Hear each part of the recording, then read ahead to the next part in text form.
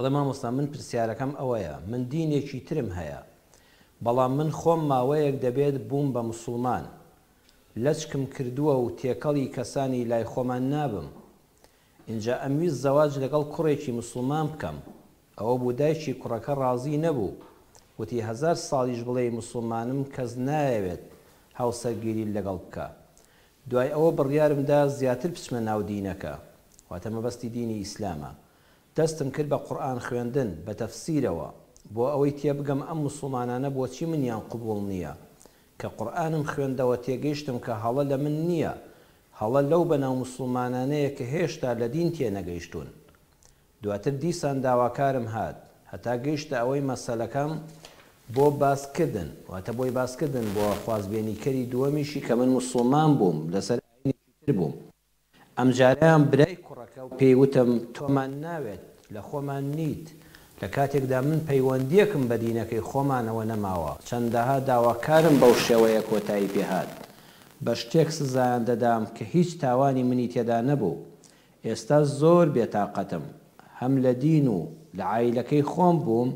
هەمیش موسڵمانەکان ئاوام پێ دەڵێن هیچ ڕێگەیەک شک نابم تەنیا خوا لە حاڵی من دەزانێت زیاتر خەم لەوە دەخۆم ئەو کەسانەی بوونە سەبەب ئەهلی مزگەوتن ئایا گوناهە بۆ من زەواج لەگەڵ موسڵمان بکەم چۆن خەڵک تێبگەێنم کە من دینم گۆڕیوە زوڵمم لێ دەکرێت خەریکە دینم لەبەر چاو دەکەوێت ئەگەر واز لە موسڵمان بوونم بهێنم گوناهبار دەبم من هەندێک جار لە وتاری مامۆستایانە دەبینم هەر کەسێک بەهۆی تۆوە هیدایەت وەرگرێت خێرەکەی بۆ تۆیە ئەی خۆ من هیدایەتم وەرگرتووە بۆچی دژم دەوەستن لە جێگەی ئەوەی یارمەتیم بدەن بەردەوام بم پرسیارێکی تریش بۆچی مامۆستایان خەڵک هۆشیار ناکەنەوە لەسەر بابەتی زەواج لەگەڵ ئەو کەسانەی کەوا موسڵمان بوون تازە موسڵمانن زەواجی موسڵمان لەگەڵ دینەکانی تردا لە ئیسلامدا چۆنە بەڕێزان ئەوەی وەکو خۆی بۆم خوێندنەوە دەقی پرسیاری ئەو خوشکە بەڕێزەیە ئەو کچە بەڕێزەیە کە لەسەر ئاینێکی تر بووە سوپاس بۆ خوای پەروەردگار موسڵمان بووە کەواتە تەوەرەی ئەم جارەمان لە پرۆگرامی خۆشەویستی باسی هاوسەرگیری لەگەڵ کەسانی تازە موسڵماندا دەکەین بۆ بەڕێزە دەڵێم پیرۆزبایی موسڵمان بوونەکە لێ دەکەم یاخوا پیرۆزت بێ ئەو مەدالیا ڕێزەی کەوا شەهادەی لا ئیلاهە ئیلا الله محەممەد ڕەسوول الله وەردگرت ئاماژەش بە چەند خاڵێک دەکەم کە پەیوەستن بە پرسیارەکەی جەنابت و بۆ بەر چاوڕوونی بۆ هەمومان یەکەمیان بەڕێزان ئەی موسڵمانان بەگشتی بزانن تازە موسڵمان بوو زۆر جێگەی ڕێزن بەڕاستی ئاینگۆڕین شتێکی هەروە سادە نییە ئەو کەسانەی کەوا لەسەر بیر و باوەڕ و ئاینێکی تر بوون شایەتمانی بە حەق بەخوای پەروەردگار و بە پێغەمبەری ئیسلام دێنە صلی الله عليه وسلم ئێمە وەکو موسڵمان دەبێ ئەو پەڕی ڕێزیان لێ بگرین ئەوە تا ئەگەر کەسێک مشریک بێ واتە هاوبەش بۆ خوادانەر بێ کەوا پیسترین جۆری کوفرە خوای پەروەردگار لە سوڕەتی تەوبە ئایەتی 11 دەفەرمێ فەئین تابوا وەئەقاموا الصەلاة وآتوا الزەکات فإخوانكم في الدین ئەگەر کوڕێک پیاوێک مشریک بوو دوای تۆبەی کرد موسڵمان بوو تەوحید و یەکتاپەرستی دینی خوای وەرگرت نوێژی کرد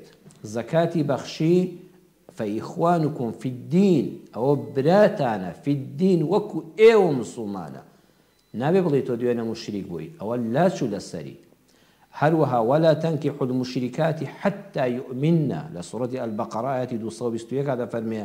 ئافرەتێک کەوا مشریک بێ هاوسەرگیری لەگەڵا ناکرێ هەتا ئەو کاتەی ئیمان دێنێ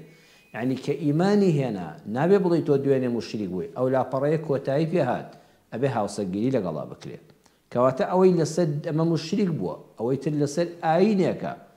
بە ئاینەکەش بەتاڵ بوو بێتەوە با بەلای تۆی موسڵمانەوە ئەو ئاینە کۆتایی پێهاتەوە بە ئاینی پیرۆزی ئیسلام بە پەیامی خاتەمی پێغەمبەران محەممەد صلی الله عليه وسلم تەنها ئیسلام قبوڵە کە هاتە ناو دینەکەتەوە فإخوانكم في الدین ئەوە براتە ئەوە خوشک لە ئایندا وەکو تۆ یەکسان دەبێ دومیان بەڕاستی ئەوانە پێویستە هاوسەرگیریان لەگەڵا بکرێ ئەگەر کوڕێک موسڵمان بوو پێویستە کچی بدرێتێ نابێ بڵێن ئەوە دوێنێ ئاینێکی تری هەبووە ئەوێ بە شانازیەوە کچی بدرێتێ ئەگە کچێک بوو ئەوێ مسلمانان بە شانازیەوە بیخوازن بەڵام ئەوەندە دەڵێم هەر کەسێک لەگەڵ ئەو کەسە تازە مسلمانانەدا هاوسەرگیری دەکا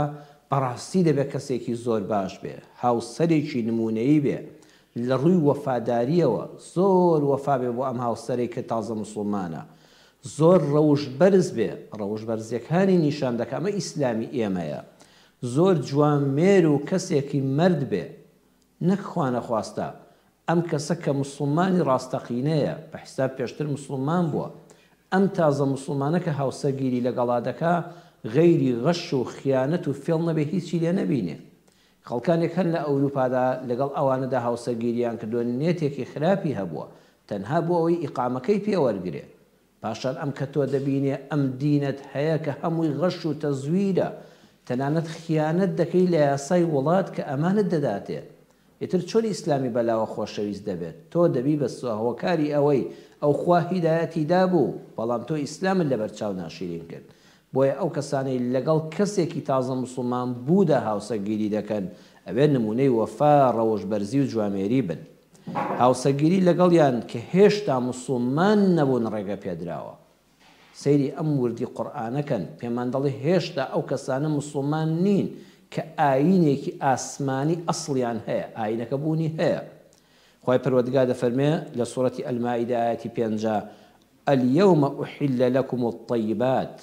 ئەمڕۆ مەبەستی ڕۆژی عەرەفەیە کۆتا ساتەکانی ژیانی پێغەمبەرە صلی الله عليه وسلم ئەمڕۆ بۆتان حەڵاڵ کرا هەرچی پاک و پوختووە ئەوەی کەوا پاکیە لە ئیسلامدا حەڵاڵ کرا بۆتان وطعام الذين أوتوا الكتاب حل لكم وطعامكم حل لهم أو كسانيك أهل كتابا ئاینێکی تری ئاسمانیان هەیە مسلمان نین لەسەر ئاینەکەی خۆیانن خوا دەفەرمێ حەڵاڵە خواردنی ئەوان بۆ ئێوە مەبەست لەو حەڵاڵە مەبەست ئەوە نییە نۆک و نیسک و وشکە و ئارد و برنج ئەوانە حەد بۆ هەموو کات حەڵاڵن مەبەستی سەربڕاویانە واتە ئەو حەیوانی کە ئەوان سەربڕیان گۆشتەکەی بۆ ئێوە حەڵاڵە هەروەها وەطعامکم حل لەهم ئەو گۆشتەش کە ئێوەی مسلمان سەری دەبڕن بۆ ئەوان حەڵاڵە سەیری ئەم نەرمی قورئانەکەن چۆن خۆشەویستی دەچێنێ لە ناو دڵی ئەو کەسانەدا کە ئاینێکی تریان هەیە بە دڵنیاییەوە سەربڕاوی مسلمان حەڵاڵە کەچی بە هەمان شێوە بەرامبەریان دەکا وەطعامکم حل لەهم خواردنی ئێوەی مسلمانیش بۆ ئەهلی کتاب حەڵاڵە هەروەکو خواردن و دەستکوژی ئەوان گۆشتەکەیان سەربڕاویان بۆ ئێوە حەڵاڵە پاشان دەفەرمێ والمحصنات من المؤمنات والمحصنات من الذين أوتوا الكتاب من قبلكم أو ئافرەتانەی کەوا داوێن پاکن محسنات يعني محصنات يعني عفيفات أو ئافرەتانەی بە ئەخلاق و بە ڕەوشت و داوێن پاکن لە ئیمانداران بۆ ئێوە حەڵاڵ کراون بیان خوازن و بیان کەن بە هاوسەر والمحصنات من الذين أوتوا الكتاب من قبلكم هەروەها ئافرەتانی داوێن پاک ئەوانەی کە لەسەر ئاینێکی تری غەیری ئیسلامن ئەوانیشتان بۆ حەڵاڵن سەیری وردی قورئانکەن ئەوانە هێشتا مسلمان نەبوون بەڵام ئاینێکیان هەیە کە ئاینێکی ڕاستەقینە بووە لە کاتی خۆیدا و ئێستا شێوێنراوە